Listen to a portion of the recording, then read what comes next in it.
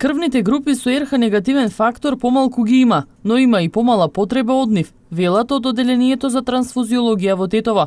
Денеска на одбележувањето на денот на крводарувањето во Македонија, никој не дојде доброволно да даде крв. Сепак оттаму велат дека има доволно количини од секоја крвна група, а вакви крводарителни акции имаат постојано. Во целост имамо доволни количини на крв, зашто ние равномерно работиме, значи акциите ги имамо распоредени во текот на целата година.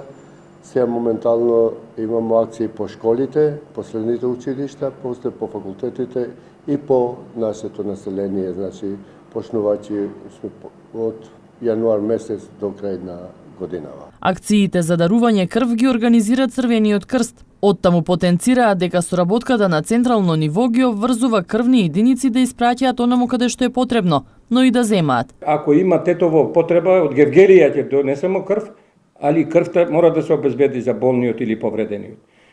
Таа врска веќе е традиционално усовршена и не е битно каде има крв. Ние имамо, значи, координација со цела држава и каде има крвна единица која што има потреба било која општина се обезбедува и се носи. Боговиње е населено место каде изминатата 2016 година се собрало најмногу крвни единици.